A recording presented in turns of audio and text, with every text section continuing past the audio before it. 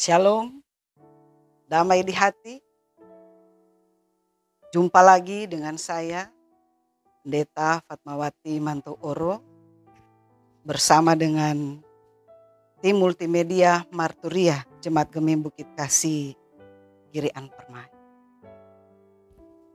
Dan di saat ini kita akan belajar tentang kebenaran firman Tuhan melalui Amos pasal 3 ayat 1 sampai ayatnya yang ke-8. Sebelum kita mempelajarinya bersama-sama, mari kita satu di dalam doa. Kita berdoa. Ya Bapa, di dalam Tuhan Yesus Kristus, kami bersyukur kepadamu. Oleh karena kasih-Mu, kami ada sampai saat ini dengan kuat dan sehat yang diberkati. Dan kami rindu untuk belajar dari kebenaran firman. Maka tolonglah kami mengerti, memahami, dan terutama mau melakukan firman itu dalam kehidupan kami, dimanapun kami berada. Terima kasih Tuhan, ini kami yang berdoa di dalam nama Tuhan Yesus. Amin. Baca kebenaran firman Tuhan dalam Amos pasalnya yang ketiga, ayatnya yang pertama sampai ayatnya yang ke-8. Dengan tema Nabi sebagai penyambung lidah Allah. Demikian bunyi. Dengarlah firman ini yang diucapkan Tuhan tentang kamu, hai orang Israel, tentang segenap kaum yang telah kutuntun keluar dari tanah Mesir. Bunyinya, hanya kamu yang kukenal dari segala kaum di muka bumi. Sebab itu aku akan menghukum kamu karena segala kesalahanmu. Berjalankah dua orang bersama-sama jika mereka belum berjanji? Mengaumkah seekor singa di hutan apabila tidak mendapat mangsa? Bersuarakah singa muda dari sarangnya jika belum menangkap apa-apa? Jatuhkah seekor burung ke dalam perangkap di tanah apabila tidak ada jerat terhadapnya? Membingkaskah perangkap dari tanah jika tidak ditangkapnya sesuatu? Adakah sangkakala ditiup di suatu kota dan orang-orang tidak gemetar? Adakah terjadi malapetaka di suatu kota dan Tuhan tidak melakukannya? Sungguh, Tuhan Allah tidak berbuat sesuatu tanpa menyatakan keputusannya kepada hamba-hambanya para nabi. Singa telah mengaum, siapakah yang tidak takut? Tuhan Allah telah berfirman, siapakah yang tidak bernubuat? Demikian jauh kebenaran firman Tuhan dalam Amos pasal 3 ayat 1 sampai ayatnya yang ke-8. Tema ibadah kita adalah jadilah penyambung lidah Allah. Saudara-saudara yang dikasihi dan diberkati oleh Tuhan Yesus Kristus.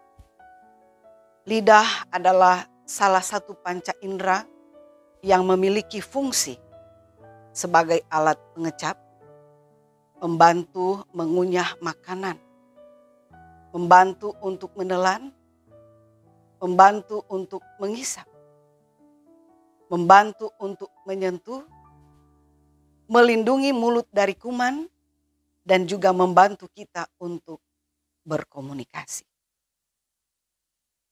Sebagai alat yang membantu kita berkomunikasi, maka kita diingatkan untuk hati-hati menggunakan lidah. Mengapa? Mungkin kita akan bertanya.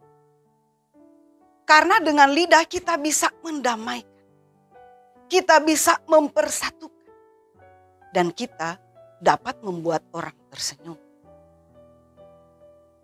Tapi juga dengan lidah kita dapat memperkatakan hal-hal yang sia-sia, yang menyakiti, membunuh, bahkan membuat orang lain menangis. Melalui Amos pasal 3 ayat 1 sampai ayat 8. Berbicara juga tentang lidah. Dan oleh Lembaga Alkitab Indonesia memberi judul Nabi sebagai penyambung lidah Allah.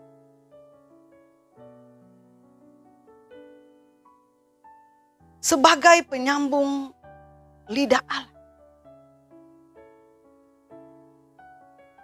maka kita selaku orang percaya harus melakukan apa yang telah diperintahkan oleh Tuhan. Atau mungkin kita akan bertanya, apa yang harus kita kerjakan? Mari kita belajar dari sang Nabi Amos. Amos bukanlah seorang profesional yang menjadi anggota perkumpulan nabi. Tapi Amos, ia adalah seorang peternak domba dan pemungut buah ara dari Tekoa, sebuah daerah perbukitan Yudea di selatan Yerusalem yang merupakan bagian pemerintahan Yehuda atau kita kenal dengan Kerajaan Israel Selatan. Amos tercatat sebagai warga negara Kerajaan Israel Selatan atau bisa juga disebut sebagai Yehuda, yang kemudian dipanggil dan diutus oleh Allah untuk menyampaikan nubuatan penghukuman kepada 10 suku di Kerajaan Israel Utara. Ditilik dari pekerjaannya, Amos bukan orang penting. Tapi Allah menjadikan Amos penting di matanya untuk menyatakan kepentingan Allah bagi umat milik kepunyaan. Di Amos dipilih dan diutus sebagai penyambung lidah Allah dalam rangka mengingatkan dosa yang telah dilakukan oleh bangsa Israel. Di pasal 2 ayat 6 sampai ayat 8 disebutkan kejahatan yang dilakukan oleh bangsa Israel. Yaitu mereka telah menjual orang benar karena uang, orang miskin karena sepasang kasut, menginjak-injak orang lemah, membelokkan jalan orang sengsara, melakukan hubungan seksual yang tidak pantas, dan menghina Allah. Kemapanan dari sisi ekonomi yang dihasilkan kaum kaya semakin berlomba dalam kerakusan dan ketamakan. Sedangkan saudara mereka yang lemah semakin tertindas. Menjadikan umat Israel buta dan tumpul untuk mengerti dan melaksanakan apa yang menjadi kehendak Allah. Nah, akibat daripada itu bangsa-bangsa di sekitar mereka yang memiliki hubungan bilateral dan saling menguntungkan kena imbasnya. Di pasal 1 sampai pasal 2 disebutkan ada 6 bangsa termasuk Kerajaan Israel Selatan yang dihukum oleh Tuhan. Lalu mengapa berita penghukuman ini harus disampaikan oleh Nabi Amos? Di ayat 2 bacaan kita menyebutkan alasannya, yaitu hanya kamu yang kukenal dari segala kaum di muka bumi. Betapa penting dan istimewanya. Keistimewaan itu pun bukan karena mereka baik, tapi karena inisiatif Allah semata yang memilih membebaskan dari perbudakan di Mesir. Menuntun perjalanan bangsa Israel di padang gurun dan membawa mereka masuk ke tanah perjanjian yang berlimpah susu dan madu. Itulah yang sebenarnya digambarkan dalam perikop ini. Tapi sayang, keistimewaan yang diberikan Allah itu tidak dihargai. Malahan mereka menjadi fasik, bodoh, dan tumpul dalam hidup percaya. Karena itu Allah pun memilih dan mengutus Amos untuk menyatakan kesalahan mereka dan penghukuman yang akan diberikan Allah kepada mereka.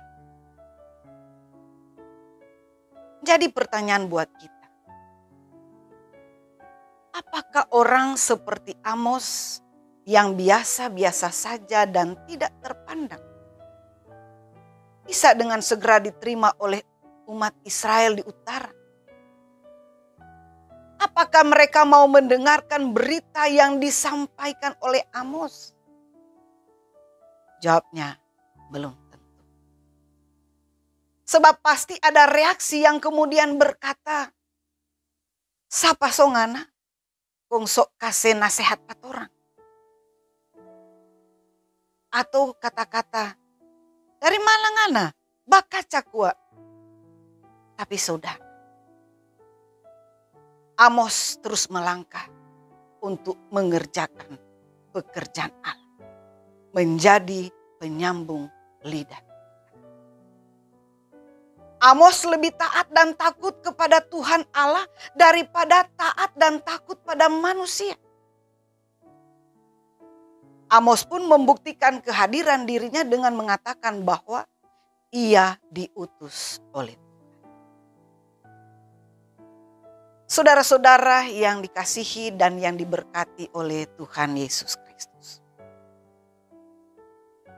Bukankah kondisi-kondisi seperti itu juga terjadi di zaman sekarang ini? Keberhasilan dan kesuksesan sering membuat kita tumpul dalam iman. Banyak orang jadi lupa diri dan lupa untuk bersyukur. Kekristenan kita sering menjadi kabur oleh gemerlapnya dunia. Hidup di dalam dosa sering dianggap bukan masalah. Cinta akan hikmat dunia lebih besar daripada cinta akan hikmat Tuhan Yesus.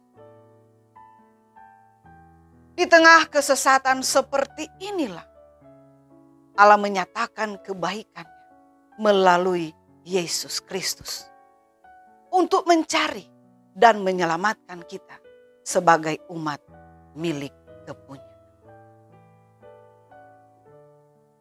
Karena itu, siapapun kita, bagaimanapun keadaan kita, mari jadilah penyambung lidah. Mengapa? Karena kita adalah orang-orang yang istimewa di matanya. Kita dikenalnya dan tak ada rahasia yang tersembunyi dan dapat disembunyikan dari pandangan. Sebagai orang-orang yang dikenal, sebagai orang-orang yang diistimewakan oleh Tuhan, kita memiliki tanggung jawab serta konsekuensi dalam menjalani hidup anugerah. Jalanilah, nikmatilah, dan maknailah hidup ini dengan pekerjaan-pekerjaan baik yang dikehendaki oleh Tuhan. Dengan taat dan setia melakukan apa yang menjadi perintah Tuhan. Untuk pergi dan menjadi saksi Tuhan dimanapun kita pergi dan berada. Karena kita selaku orang percaya adalah penyambung lidah Allah di zaman sekarang. Tuhan Yesus menolong dan memampukan kita serta memberkati. Amin.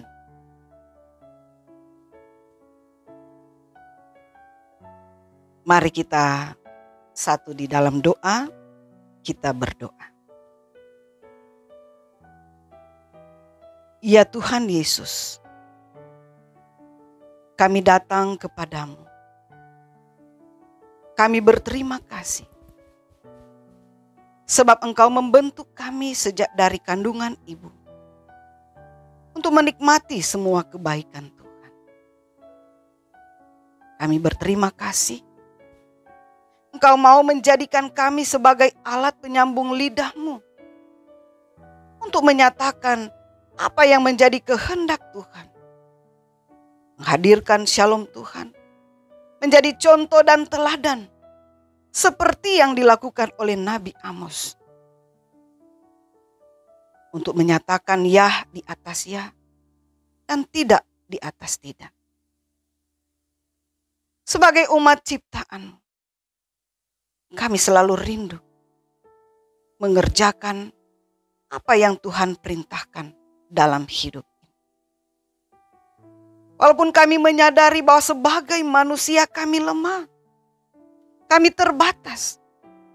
Tapi kami tahu tidak sia-sia kami mau mengerjakan apa yang Tuhan sudah tetapkan dalam kehidupan ini.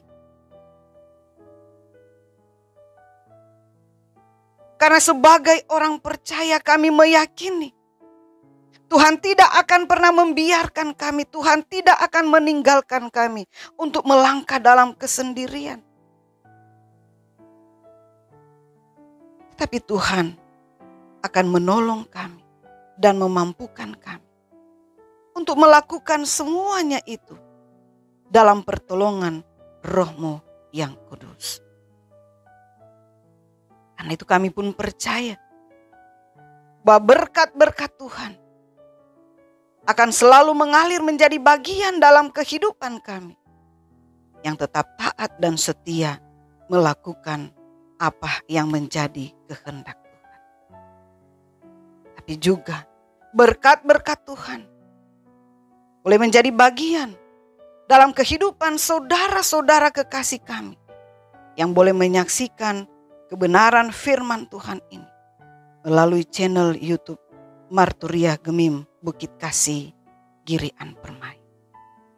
Dan berkat Tuhan bagi tim multimedia Marturia yang tetap setia melakukan pelayanan yang telah dipercayakan dalam kehidupan pribadi bersama dengan keluarga. Terima kasih Bapa. Ini kami yang berdoa dan yang bersyukur kepadamu di dalam nama Tuhan Yesus. Amin.